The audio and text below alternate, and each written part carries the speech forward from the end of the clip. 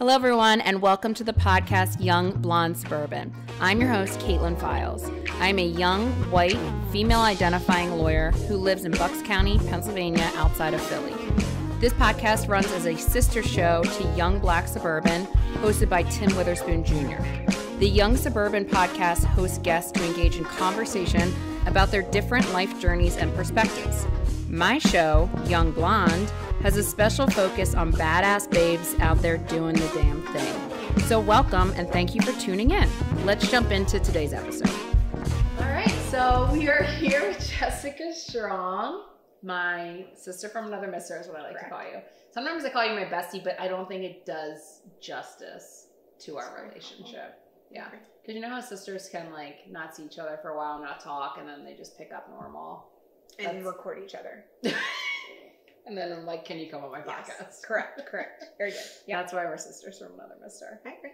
So, Jessica, you were on our last week's show with our two students, Deja and Passion. So we're happy to have you back. Yeah, so tell us, well, we'll get into your background in a second, but do you still go by Jessica Strong? Yes. Okay, sorry. She's married, was just checking. She didn't take her maiden name. Girl power. Correct. All about it. Poor Yes. Kev. It's fine. Yeah. Yeah, get over it. There is only one Mrs. Baker. She's my mother-in-law. Okay. Yeah. So I am not married nor even close to getting married, but I've always been like, I am keeping my last name. 100%. I just don't want to change it. Don't change it. And I was going to write a check to someone and I couldn't remember if she had changed her name or not. Mm-mm. And I was like, that's annoying. My first thought was, I will not change my last name specifically because It's your last name. yeah, It's right? It's who you are. Right? Okay. I thank you. Appreciate that. Yeah. But I know not everyone thinks that way. Actually, a majority of people change their name. At our wedding venue, they wrote, welcome the Bakers in the reception hall on a chalkboard. And my dad went in before the ceremony and lost his mind and was like, she is not a baker. Change it. I would say he's a hero for that. I would have been very upset. Right. I think I would have been upset too. I mean, I don't know. I don't think you lose part of your identity by getting rid of it, but I would feel. I think you do. Especially if you go, my phone is Strong.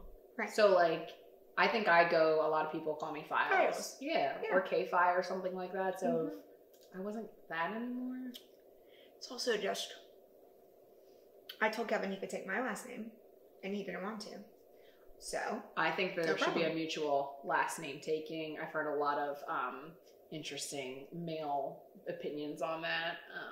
I've also heard a lot of interesting male opinions that they literally would not marry the girl if she did not take her name. I'm like, okay, sure. I would really love to see that, but also, what a stance to take. Also, bye. Yeah.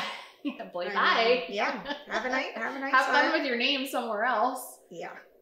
Okay, so anyway, yeah, we so literally need to get your Yeah.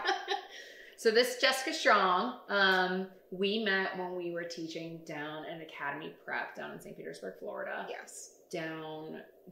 So I just graduated college, so it would have been 2010. That was 12 years ago. And I had been there for 3 years at that point. Yeah, so you had done AmeriCorps starting there as well. Yep. Cool. So let's get through your story. Go through some of your background, which I know some of, but not all of. Yeah. And then the cool ass shit that you're doing. You do cool ass shit. I'm still remembering there's a video camera. We're going to move on. If you've never been on video before, anyone listening, it's a real experience. So we're leaning into it. Lean right in. I was looking to see if Rena was coming so she could know she could walk through I was here. looking for an animal. There aren't any in the house, so I don't really know. No, it's like we have a very clear or house. children. So Yeah. it's amazing. All right, so you are from, if people can't tell, the South because of your accent. Correct. Where did you grow up? I grew up in the metropolis of Morehead City, North Carolina. You laughed where you said metropolis. What's it like down there? It's not a metropolis. Morehead City is a small town on the furthest eastern tip of North Carolina, where the coast juts out at the very southern point of the Outer Banks. And I've been there because my dad, you probably know more than I do. Yeah. My dad went there during the summers? Yes. Okay. Yeah. Mm-hmm. So we have a connection to Morehead City. Yep. I remember when he learned that about you, and you became his favorite person for no other reason. And he was mine immediately. So you're from Morehead City, North Carolina. I am, right. Yes. What was it like growing up in North Carolina? You're my only friend from North Carolina, by the way. Really? Yeah. So like, you know, like when at Notre Dame, there's so many people that came in from so many different states. So I feel like I have friends from like Iowa to everywhere, Arkansas. But I take it back. I have one, but he's a boy. So you're my only girlfriend. Doesn't count. Morehead City. Growing up in Morehead, it's pretty small. There's like 75,000 people in the county, but the county is made up of like three or four different towns. It is a little beach town, so it is on the coast. That part's really nice. It is predominantly white. It is a pretty middle class community. But growing up there was insulated. It was, you don't learn very much about very many different types of people because there aren't many. Like I never met a Jewish person in all of my childhood because there were no Jewish people in Morehead. So yeah, it was small. I went to a very small school from like kindergarten to 8th grade. My parents did not, for whatever reason, want me to go to the public schools in the town. My mom grew up in our town, and my grandmother was born there, so it goes way back. But yeah, so I went to a very small school, kindergarten to 8th grade. Then I went to public high school. They opened a second high school. Whoa. Yeah. Getting crazy. No, I guess it was a third high school. So there was like East Carteret, way down east, like in Beaufort. And then there was West Carteret in Morehead. And then Croatan opened up the year that I was becoming a freshman. So we were the first group to go all 4 years at Croatan. But yeah, I would say it was insulated and small. And very sheltered in a lot of ways. Okay. Yeah. And how you developed your love for the beach. Yeah. You were a beach girl. Yeah. Love for the beach came honest. We spent lots of time there with not enough sunscreen as children. Oh my God. Yeah, now I feel like, today I had 70 over my entire body. Do you see still? I know. And I kept reapplying. I know. But anyway, and when I was growing up, when I was growing up, it was, and look, I'm not a tan person. Like I burn.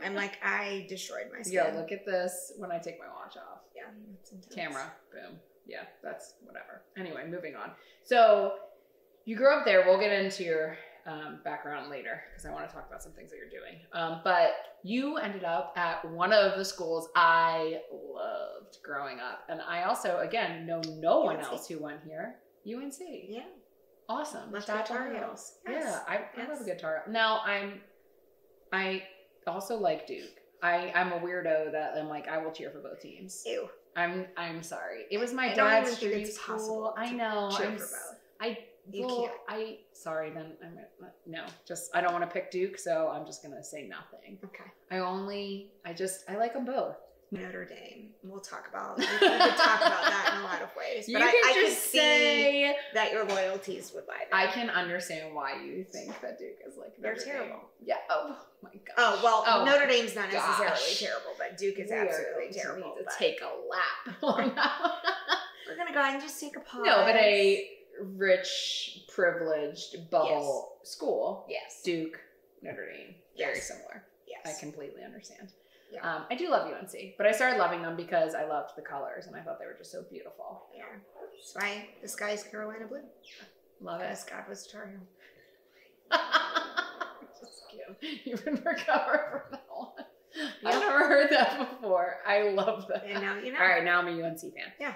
Okay. So you were at UNC for how many years? 4? 3 years. Okay. Yeah. All right. You did college fast too.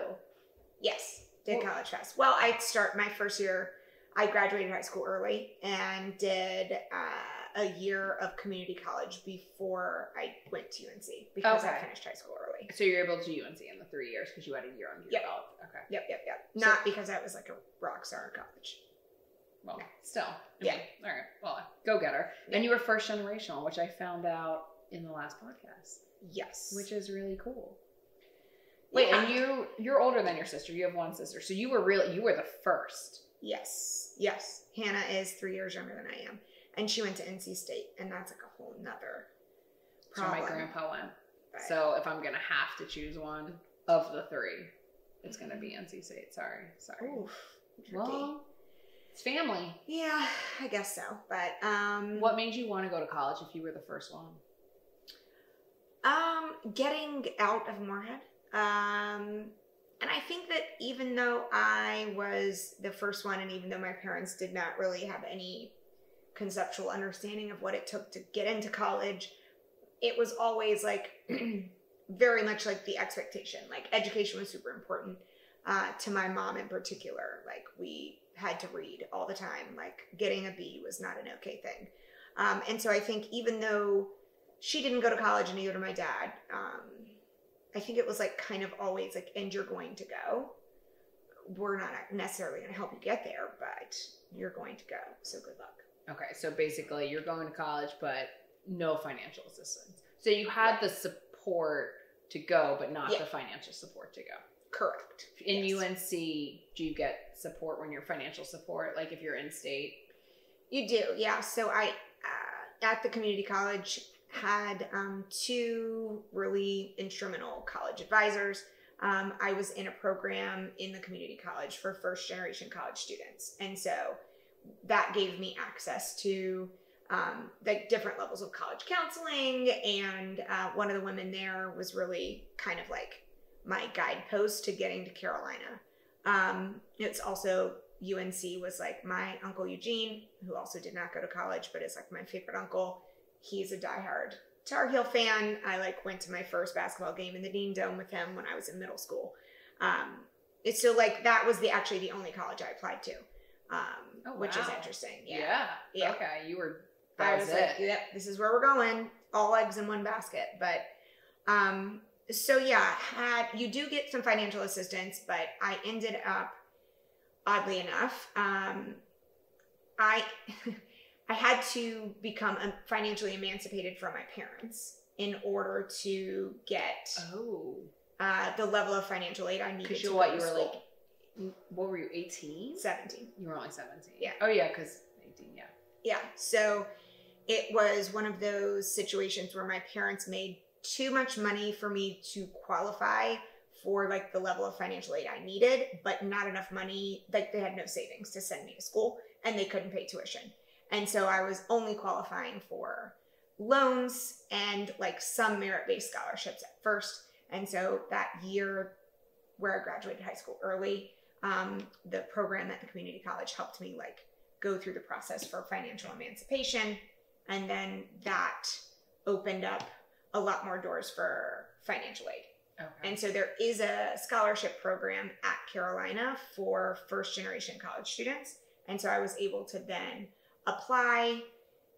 I had already gotten that scholarship before I became financially emancipated, but then getting the financial emancipation helped me get a Pell Grant and all of the other things that you would get if you made no money. I mean, I had a job. I had 2 jobs at that point, but I still made no money. Yeah, not obviously. To support college. Yeah, no.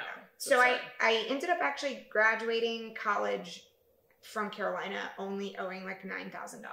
That's not bad, especially nowadays when people owe obscene amounts to our federal government. It's ridiculous. We could do a whole episode on that. We could do.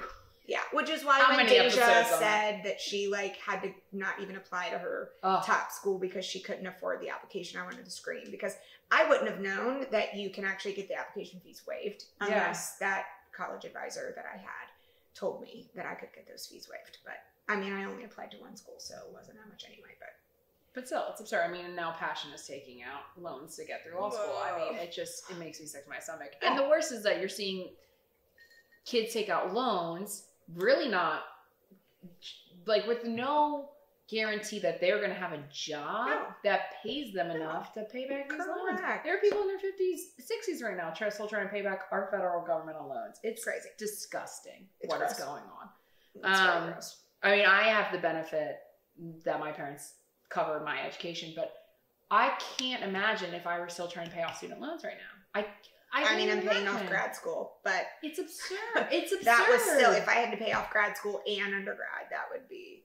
But Jessica, how many years have you been out from grad school? Yeah, quite a bit. It's absurd. It's crazy. It's completely disgusting. Yeah. So anyway, very gross. Let's go back to student loans later.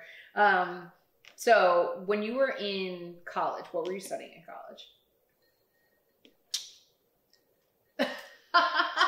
Sorry, she needed a little vodka sip. To spit out an ice cube. I made sure we had vodka in the fridge for you. I made sure you did as well.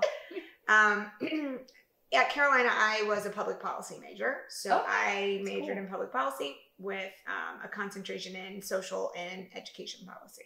Okay. This makes more sense now. Yes. Because, so coming from North Carolina, you're super aware, you're racial equity aware, you're social justice aware, and you've always been that way when I've met you. I don't know if coming from North Carolina I was No, I meant aware now. It's interesting. It's just interesting to see coming from North Carolina. Got it. Yeah. Not saying that but it just, whatever. It's the South. It's the racist South.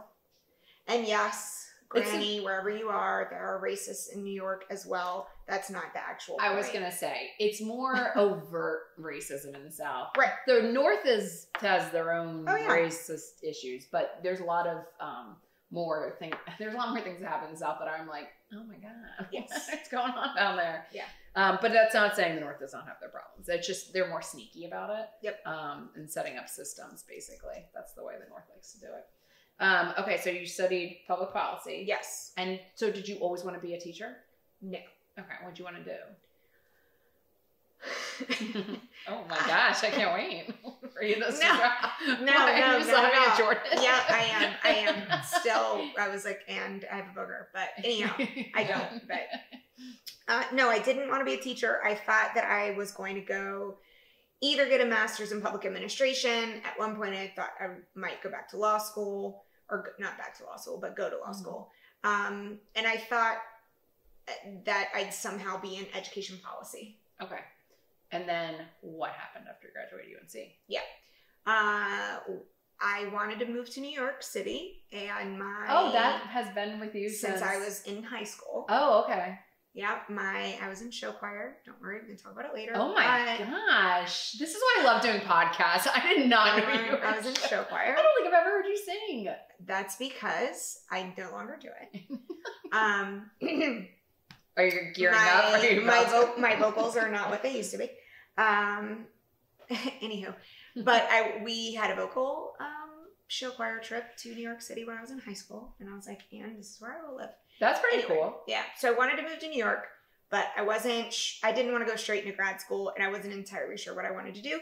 So I had decided to apply either Peace Corps or AmeriCorps. Didn't want to go necessarily away for 2 years somewhere in the Peace Corps.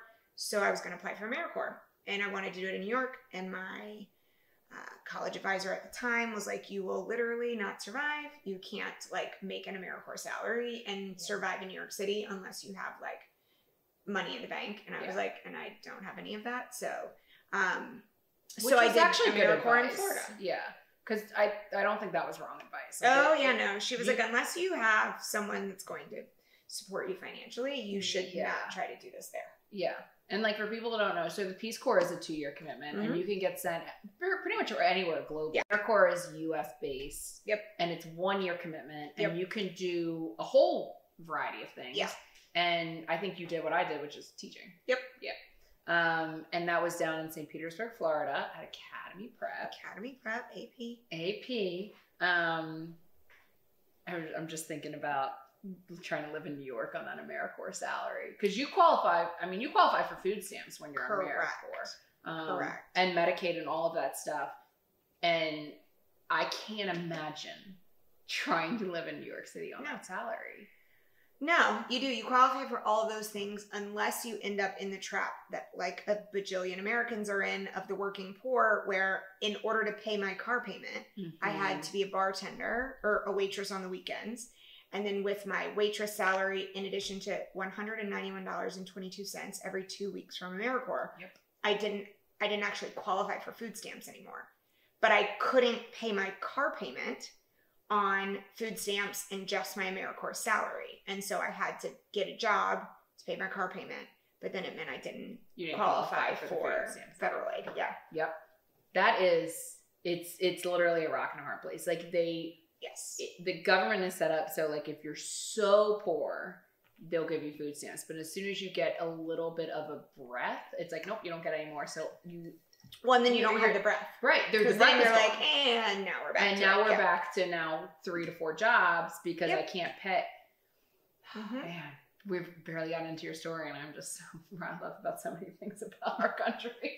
I know. Just so great. Yay. Jordan, could you actually get me another? Jordan. Thanks, bud. Good to see you. I need another drink. It's in that one, but it's in the other one. Thank you. Okay, so AmeriCorps then. Yes. And AP.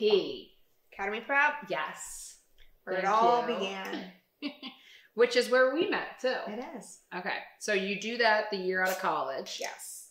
But you were thinking about going back to a master's program, but you stayed. I stayed, yeah. What happened down at AP? Oh, Lord. What didn't happen at AP? That's the real question. What did you teach when you were in AmeriCorps? What didn't I teach?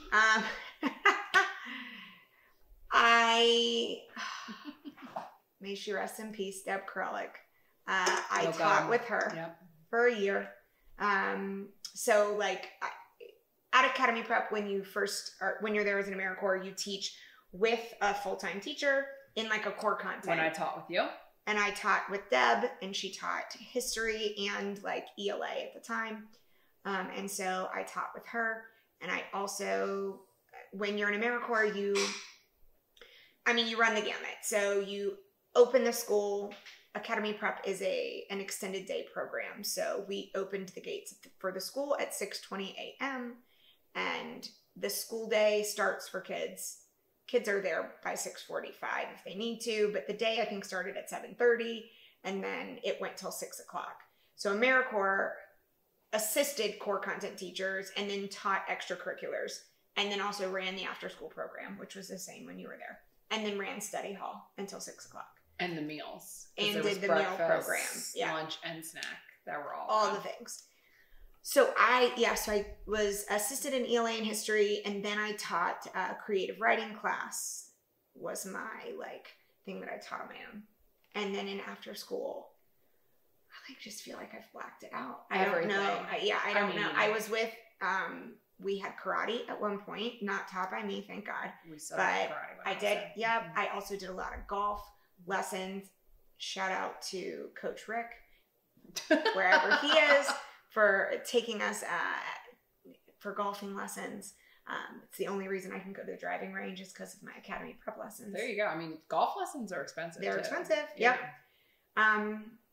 So yeah, that is what I taught that first year at Academy Prep. So when you stayed on, did you stay on as an AmeriCorps, or did you stay on as a teacher after that first year was done? Hard pivot. I actually stayed on and I took a job as the community relations director, which is like a way bigger title than the actual job was. But I did community relations for the school. So I organized all their volunteer programs, ran events, which they do a lot of. They did a lot in Academy Prep. Yeah. I mean, they have to. It's a charter school, right? So it's not a charter. It's an independent school that is in Florida. There are school choice vouchers, and so parents get. When we were at AmeriCorps, or when I was at Academy Prep, the voucher was a little under $5,000. that parents can get from the government, from the state government, to apply to private school tuition. And so Academy Prep is technically a private independent school but it's tuition free for the students. Isn't it fully funded by donors? Except for the school choice vouchers. Okay. So like every incoming student gets their, let's just say $5,000 for easy numbers, school choice voucher. Then the rest of their tuition, which again, when I was there a million years ago, we needed to fund $10,000 per kid was what had to be like privately raised in order for the full cost of that student's like tuition to be covered. We raised $10,000 per kid per year? Yeah. Was it mainly through that big fundraiser they did every year? Or was it just, I mean, that's a lot of money. There were a lot of kids in there. It's a lot of money. I remember when I was teaching, I had 16 girls and boys, if not, I think I had 18 boys and 16 girls in my classroom for the 6th grade alone. I mean, that's a decent amount of money. Yeah, I think that so obviously like, because they only accepted kids in 5th and 6th grade through attrition, 7th and 8th graders, there weren't as many, but I think there were probably, let's say 30 kids in 5th, 30 in 6th, that's 60. And then it went down. And let's say there were 20 and 20, which there were never 40 8th graders at any time that I was there. 8th grade was always I think there was like 10 I think there were 10 girls and like 6 boys when I was there. It was tiny. Yeah. So, I mean, there's less than 300 kids in the school. There's probably less than 200 kids in the school. Yeah. Now that I'm doing the math. I mean, I didn't teach math, but I could have, but I didn't. So yeah, when you think about it on that scale, like, yes, we're talking 200 kids. We had to raise $10,000 per kid. You had to raise $200,000. Yeah. For the tuition. That's obviously is not the full operating cost of the school. Then there's like all the other things, but yeah, it was a lot of money they had to raise. And we were just talking about it off camera about Academy Prep, putting some of the issues we were talking about on side, some of the community issues in general, because you're obviously a professional educator. I know essentially nothing. But what do you think that type of school is actually good for a community? We were in Southside St. Pete. It's a predominantly Black, predominantly, low income community. Do you think that type of school is beneficial for them? The community? This is why you do a podcast, loaded questions. I know. Putting the particular things that we discussed that could be better to the side in general, that type of independent, funded community or school. Yeah. I mean, I think what's hard about that, I mean, I think you can look at it a lot of ways. The schools in St. Petersburg are crap, for lack of a better word. The public schools. The public schools are, yeah. And the city itself is pretty segregated. In most cities, public schools are total crap. Well, and in particular, in South St. Pete, when I taught at Academy Prep, the graduation rate for Black males was in the 20s, like 20-something% was the graduation rate. That's horrible to hear. And so when you think about the public school options in that community, think about Johns Hopkins Middle School, when you think about Gibbs High School, when you think about just like the lack of funding and resources that the public schools get, I think that there's multiple ways to look at it. A lot of people argue that school choice vouchers actually take funding out of public schools. Right. And that if we didn't have school choice vouchers and that money were funneled into higher need public schools, you could do a lot more for a larger group of students, right? Because when we're thinking about how much money it takes to run AP and it's less than 200 kids in the community. Yeah. When you're thinking about like, what does a community need? It doesn't need one school operating that serves the needs of fewer than 200 kids when the other schools are under-resourced and are failing large populations of humans. Yeah. On the flip side of it, right, until there is like large scale systemic change in the way schools are funded in the state of Florida, parents have no option if there isn't if there isn't a place like Academy Prep, or if you can't afford a private school tuition, right? There are great private schools in St. Pete that if you have, you know, $40,000 a year, sure. Like you don't have to worry about your kid going to John Hopkins Middle, or I can't even think of the school in Childs Park that's had like a failing score. I haven't heard that. Child's like, I haven't heard that phrase in so long. Yeah. It just takes me back. There was a teacher that was in AmeriCorps with you. She has a very distinct nickname that I'm afraid to say aloud. I know exactly who you are talking about. But then she taught at that school in Childs Park. I remember that. It was after we left. And so I can't remember the name of it. The point being that, is it good for the community or not? When there aren't other options, like there aren't charter schools in Florida, which again, you could debate charter schools. People think that they take money away from public schools, but that's not actually true. St. Pete needs more than just an Academy Prep. So that's what I was in Philadelphia. There's that debate going on right now because the public schools are failing in Philly. They've closed so many, and charter schools are taking hold. I could not tell you one thing about them. I really don't know what's going on. But it is a problem watching the public schools fail. And I'm not saying it's charter school fault, but of course, the amount of money that AP raises, if that all gets funneled into a public school system, and now I understand maybe the infrastructure isn't there, they're not handling money right. I don't really know what's going on. All the things. Right. That's the problem. It's like you can't just throw money at a problem if you're not going to handle it the right way. Right. But we're seeing that in Philadelphia right now. It's been a huge problem. Public school systems are just failing. I think they're probably failing in all of the major cities right now. It sounds like the whole public school system is getting it's having a hard time. Yeah. So sorry, we distracted from your story. No. But so you did AmeriCorps, you went into community relations, you ultimately became the English teacher for the girls' side. So Academy Prep is split, boys, girls learn separately. Yes.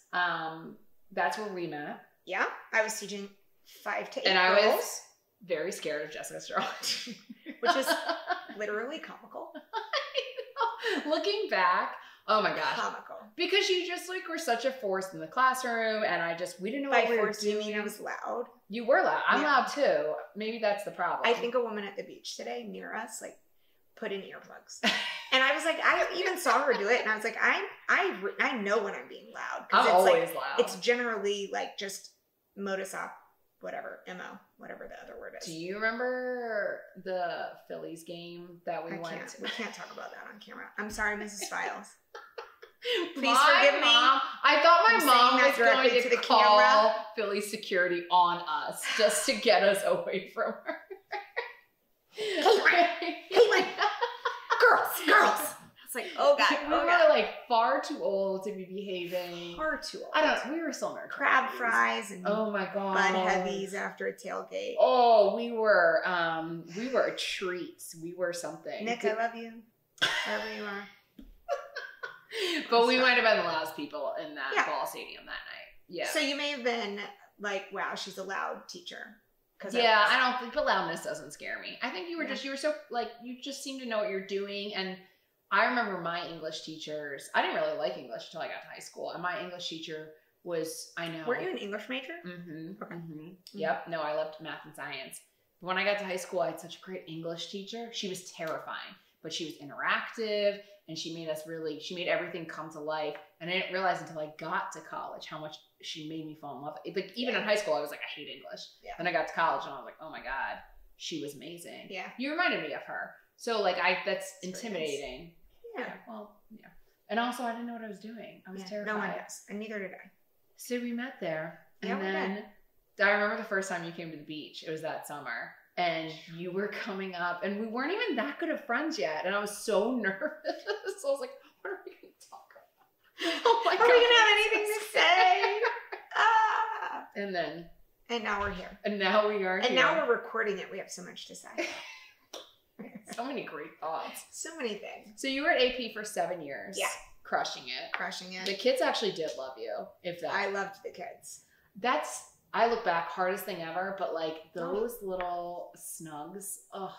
Yeah, the kids there are incredible. They're incredible. Yeah. They're incredible. And you watch them go through so many things that like, I'll never forget some of the things I watched happen And I'm just like, oh my gosh, what is this world these children have to go through? Yeah. They're kids. Resilient. They are resilient. And just hearing Deja and Passion talk about where they are now, it's just, they're such tough kids. But so you're there for 7 years, and what made you, I know where you went, you went to New York, but why, what was it? Yeah. I loved Academy Prep. I loved the kids there. And the community. It's such a vibrant, just incredible place. The Flip Lady, the Candy Lady, just so many things that are unique to that community that are just really special. And I feel very lucky to have been a part of it and to have been felt so accepted and embraced in that community that I think that's what kept me there, because I definitely didn't intend to stay in Florida. Definitely didn't intend to stay in teaching. Mm-hmm. Never actually intended to be a teacher. I thought, if you're going to do ed policy, you can't do that. If you've never worked in an actual school, go work in a school. Did the community relations gig for a year and was like, ugh, I just want to be back in with the kids.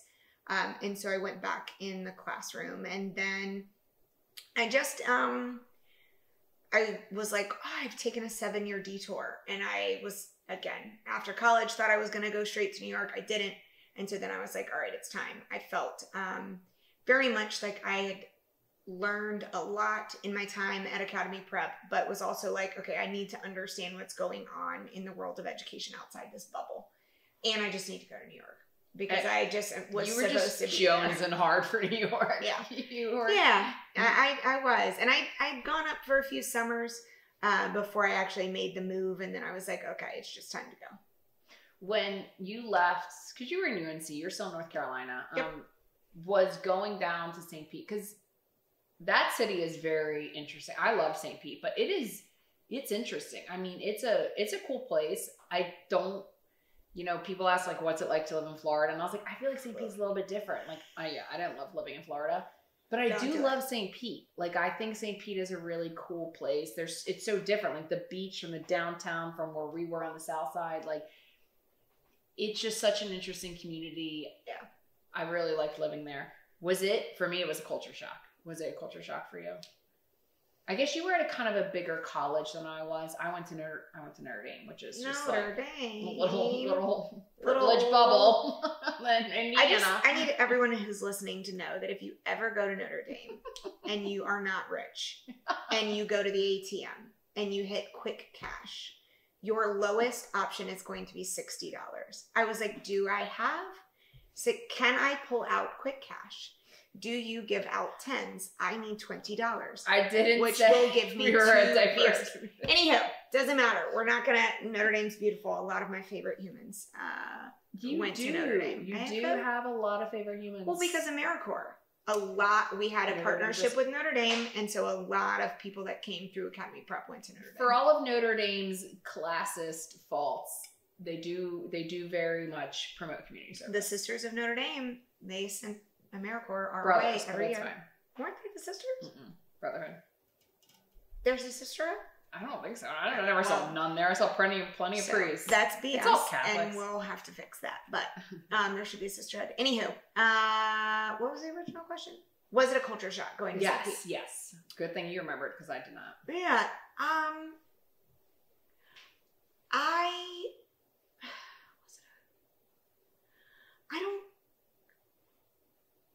I don't know. I think in some ways I definitely learned a lot, because again, Morehead City was not a very diverse place, but honestly, St. Pete's not very diverse either. And South St. Pete's definitely not very diverse. It is predominantly Black and brown people, at least in South St. Pete. So I think in some regards, there were things that were shocking, different, but Morehead City also is not a wealthy place. And I didn't come from a family with money. And so financial struggle and people not having money was not something that I was unaccustomed to. So in that regard, no. In terms of the racial dynamic in the city, that was very different, because again, Morehead's super sheltered, and by sheltered, I just mean like predominantly white. I think we had like 14 Black kids in our school, and that was literally it. There was no other diversity outside of that. So I think in that regard it was, because it was like, and this is like kind of the inverse of Moorhead. But I don't know that it was as shocking as much as like, I didn't know how much I didn't know. I think that's the thing. I was like, oh, and I am like, I've got this and I'm vibing and like, I love this community and I felt so comfortable there that I think the culture shock for me more was moving to New York. Because then I was like, holy Lord, like there are so many things that I thought I knew that I actually literally know nothing about. And now I feel very out of my element. Yeah. Where in St. Pete, I actually felt very much, I think, in my element at Academy Prep. And then New York was like, welcome. Yeah. Sit down and let me teach you a few things. And I was like, shit, okay. I think that was like looking back on my time at Academy Prep, which I don't, it was a really tough year, but in the moment it was tough for things that looking back, I'm like, wait, I didn't even grasp that I wasn't even understanding what was going on here. Yeah. I was not prepared. And like some things I'm just cringe, like when I was talking to Deja and Passion, like I definitely touched those poor girls' hair, like just so offensive. And you just look back and you're like, oh my God, it's so cringeworthy. But like, luckily, yes, I'm not still being an idiot. But cringeworthy is right. Cringeworthy. You asked on that podcast, like what my time was at Academy Prep. And I was like, dear God, how do I answer this? Like, if I could rewind time and just know more. Do so much. I mean, the lack of racial understanding back then was, we were teaching, predominantly Black children, and I had no understanding. And I am from a privileged family. I didn't have to pay for a thing in my life. So not only that, I didn't understand low income. I didn't understand nothing. Yeah. And we were taught nothing about the community when we came in as AmeriCorps. And now looking back, I'm like, I'm disgusted with whatever. But yeah, no, I know. I would agree with that. I think Moorhead, what a place. Yeah, how did you come out of North Carolina? And right. There's a lot of great things in North Carolina. I love North Carolina. It's one of my favorite states. Also, like, systemic racism, overt racism, interpersonal racism, all racism. It's there all the time. But, it's everywhere all the time. We can't say it's just there. Yeah. But I think as a kid, I grew up again there in also like a very religious family. My parents we went to a Pentecostal church. For those of you that don't know, look it up. It's an interesting, interesting.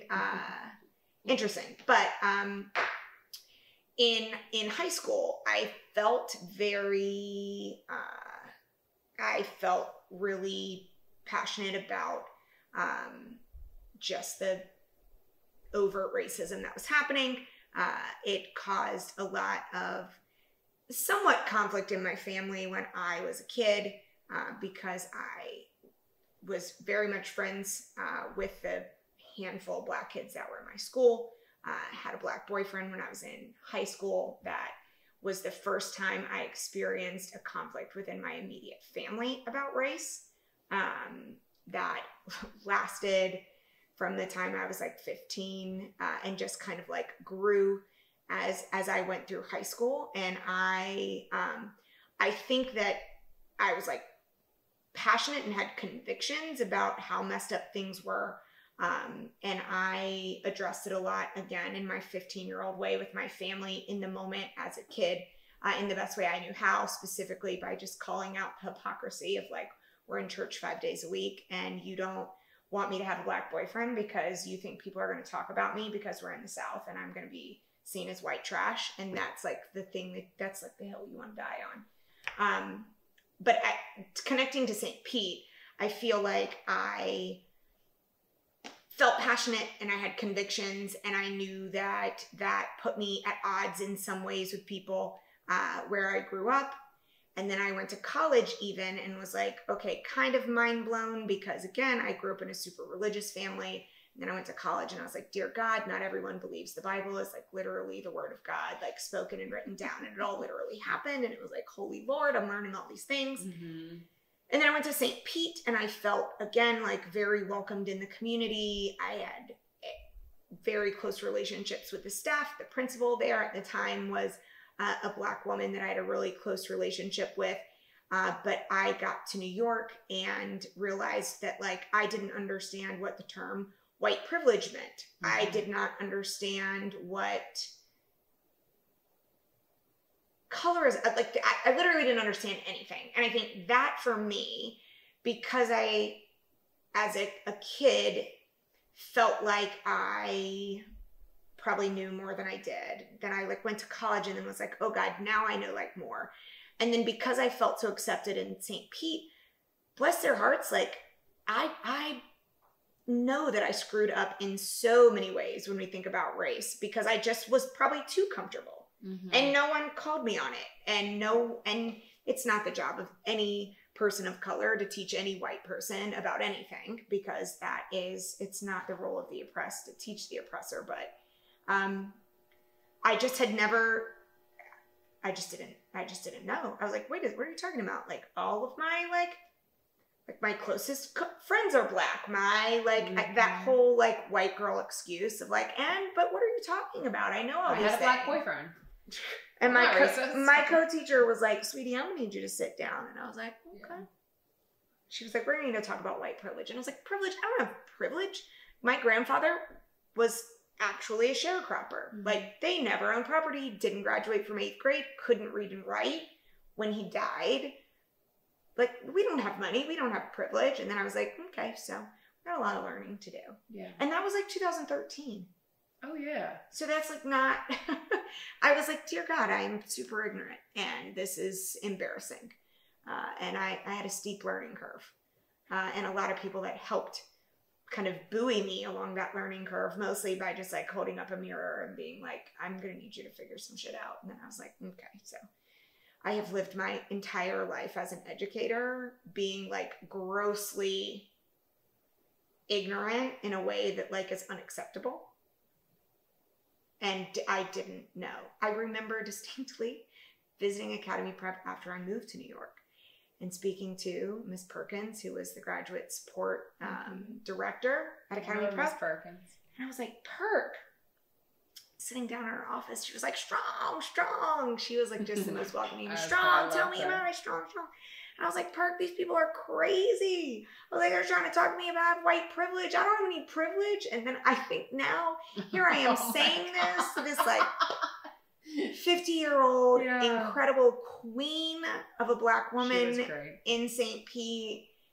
And she was probably like, Jesus, you're so dumb. But she didn't need to. She didn't need to tell me I was dumb. But I'm like embarrassed now thinking back, like, Shabazz, Miss Perks, I'm so sorry that I was so dumb and knew so little about so many things. Yeah, but I mean, I think hopefully everyone is on that journey now. I mean, I'm not saying it's not our fault because I'm on the same as you. I mean, I feel like it took me longer. Like, I feel like it was really, I've always been, like racism is terrible, but to actually be anti-racist and things like that. And I feel like I knew you were on the same journey because honestly on social media, like I feel like we're just constantly posting and resharing and, it is embarrassing looking back. And still today, sometimes I'll say something, I'm like, oh my God, I think that's wrong and that's messed up. And yeah, it is hard. I mean, it's a journey. And I think we're getting more aware of it. I think COVID has been almost a good thing for that, is that people were almost forced to stay home and start to reckon with a lot of things that have been going on with themselves when they're seeing horrible atrocities happen. I think. Or they choose to ignore them. I think in North Carolina when George Floyd happened, and they acted like you were in North Carolina. They acted like it was not a thing that was happening. And I was like, I'm going to lose my mind. And I have to leave. See, this is why COVID's not I try real, not to be mean about George the South, Floyd but like didn't Philly happen, rioted. and I was like, yeah. See, like this is what's so different. Yeah. It's like we had marches up in my area, which is Bucks County, which is purple. I would say it's probably a different. You could have one house that has a George Floyd sign up, and one house that says, all lives matter or something like that. But in Philly, there were. I mean, it was, rioting. They were turning the city upside down. Yeah. To hear that, then there's 3 states down. Who cares? It's just. I was literally like, is there a Democratic Party in the county? What is happening? What is going on? Politics. Does anyone have a heart? Yeah, that's what. It shouldn't even be a political issue. It should just be. It's human rights. It's disturbing. Yeah. It's unfortunate that it sometimes takes a personal connection to an issue for people to care. And that was my big debate with my dad when I was there at that time. It was like, it actually shouldn't require you knowing someone affected by police brutality for you to care and say that it's an issue. It shouldn't actually require that, like, you lose someone you care about to believe that COVID is real. Like, it shouldn't actually require personal loss for you to be like, oh, this is a thing that's happening. But I think for a lot of people that have the privilege to turn it off and to be like, but this isn't really happening because it doesn't actually impact them on a day-to-day. They prefer to hide in that comfort. I think that's what it is. It's the fact that if you don't have to care about the George Floyd thing, that is saying that you have the privilege to not care to fight for your life. Yeah. I actually had an argument, it was a high charge time, obviously. And my family normally is very agreeable on things like that. They're all, we're pretty much on the same page. But a member of the family, we were arguing about the riots that were happening in Philadelphia. And it was back and forth. Yelling was happening in the backyard. And until I finally said, how would you feel if your sons were black? And it was just like, it was over. It was like, it's sad that it gets to the point that you have to put yourself in the shoes without just understanding that other people go through it. And you don't, obviously will never understand the experience, but to just dismiss it is just like disgusting. Yeah, it is. And I think that, like, on the one hand, yes. So like COVID and being stuck inside, I think there was a really strong reaction to what happened, and there should have been. But I think that it was also like, okay, so George Floyd is not the first. Not even close. Unfortunately, not even the most recent, right? Like his verdict came down and what? Was it the next hour? Right. It happened at the same, exactly. Like within the same day, hour. Someone else I honestly think it was the next hour. Yeah. So I think that, like, that was we had a lot of conversations at school. I wanted to ask staff, you about that with girls prep. Yeah. Yeah. About it when it was happening. And I think it's hard because, there was like a reaction to that was very real. But it's also very like offensive and like enraging that was the first time that some white folks had reacted or had taken a stance on anything. And it was like, okay, well, welcome. Also, like, shut up and now just like do your own work. Right? Like, no one actually, like, yes, well, you've like had a revelation. Well, I'm glad you're here. And now you need to like rewind time. Now you need to do a lot of educating yourself before you open your mouth about much. Like, find a way to support that doesn't like center your whiteness as a part of the solution. Because I think white people get enraged that this is happening and it can't happen and there's a solution. We need to be able to fix it. And that's like such a white centric idea that we believe that we can just come in and fix a problem. Whereas people of color and communities of color are like, so again, welcome, white folks. Welcome to the you don't get, you don't solve it in 24 hours. Like right. Social justice and social activism work is a lifetime. Change is slow. People have been out here fighting this fight for years and years and years and years and years. And I think that was hard for a lot of people to see freshly woke white folks coming out of the woodwork thinking that they're going to like make some major change in the system. And it's like, I don't want to discourage that. Like people do need to continue to do the work and want to make the change in the system. But it was interesting to just listen and understand where people were during that time. It had to have been hard, especially teaching, because you're in girls prep up in New York. Yep. Predominantly Black girls that you teach, Black and brown girls. Black, brown girls. Predominantly, yeah. So you're the principal there. Yes. Very proud principal. I know. It's such a great little school. I love it. I was thinking about you during that time because I was like, I wasn't as anti-racist as I am now. But that was really a time. And I had to sit down and read books. I have read so many books in the last year. And every time I'm just like, oh my gosh, I do this. Oh my gosh, I do this. And you learn so much. And I've learned so much that I feel like I can't imagine what it's like to be someone of color at this time, because there are white people, and myself included, are like, oh my gosh, this is an atrocity. And and they're like, welcome to Tuesday. Yeah. In a like very terrifying way. And you had a whole school of young girls kind of looking to you.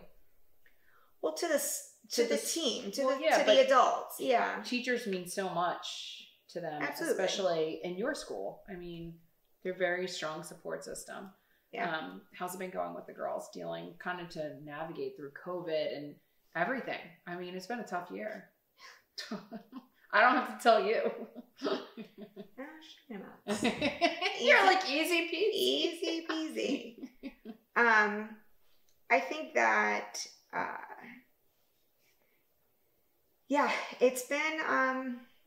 it's been a lot. And I think that it's been super humbling. And I think as any white person in any field, but particularly in education, particularly if you're working in a school that has predominantly Black and brown kids, you have to be constantly examining and educating yourself and thinking about how you are showing up and how you're creating space and how you are both taking a stance, but not centering yourself. I think as a leader of the school, that was a real challenge for me, particularly as a white woman, because I wanted to make it very clear to my staff and to students and to the community that this was something that we were going to take a stand on and we were going to work through, and that we were we've been on a journey, particularly in the last few years, of becoming more of an anti-racist community and doing more work in the last 3 years. And I think this kind of put a lot of that to the test. And again, as a white leader in the moment, wanting to be able to give it the attention and the time and the passion and the emotion that go into it, and making it clear as the leader of the school that this was something that was really critical to discuss, while also being a white woman with a staff members of color and students of color. And so not wanting to center myself in the discussion, not wanting to re-traumatize communities and staff of color, and talking about it in a way where it's like, you actually you don't want to hear me talk about it. Right. Like, my voice is not the voice you have to hear, but also I don't want to put you on the spot because you might actually not want to be like, you shouldn't feel like you need to be the voice of all Black people in the moment. Like, you might actually just want to get off the Zoom right now and like go take some self-care in a way that doesn't require you to face this head on all the time. And so I think for me, at least with with George Floyd and with all of the ways that systemic racism and police brutality and violence against Black people has come to the forefront in the last year, I think that was something that I tried very delicately to balance. And I'm sure I did not get it right all the time, but that was hard. And I think for teachers, it's hard for all of us because you don't have answers, right? There is no way to, you want to be able to fix it for kids. You want to be able to like make it not feel as scary. And like, the reality is like, you actually need to know it's scary because I actually, need you to know what you're up against. But I think reminding people that it's not about having the answer. It's about creating a space for kids to talk and for kids to process, and creating a safe space for that, where they get to think critically about it, and also like highlighting the incredible work of Black and brown people in liberation movements, in social justice movements. There's such incredible work that's happening, and I think not being a beacon of hope in like a phony white person, I'm coming in to like give you a light of hope, but like shining it on what's already happening in those communities so that we're not just talking about oppression and Black suffering all of the time, like shining a light on the incredible work that people are doing so kids know that there's a place for them in the solutions moving forward. It's been a beast a bit. I think you're phenomenal. I do. I think I don't know about that.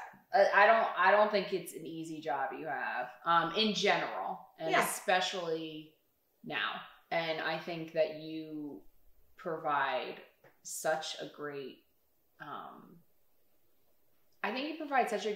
kind of role model for the girls to see that you are a white woman who does not have the answers and is going to get it wrong, but you are trying to be better. I think you're a phenomenal person. I think you're a great educator. I think you're a great support system for these girls. I do the whole time. Every time you post something on Insta, I literally look at it to be like, what should I be doing right now? Okay, I need to go read this book. Like, I need to be better this way. Jess is telling me what to do. Like, I've been following you this whole time.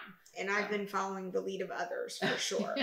Right. Like, we don't know what we're doing. We're literally just listening to others. And we should do. Listen to others and do our own work. It's honestly the best thing right now is to educate yourself and to promote, not the whiteness. Like, that's like been a big problem. But to talk to white people. Yes.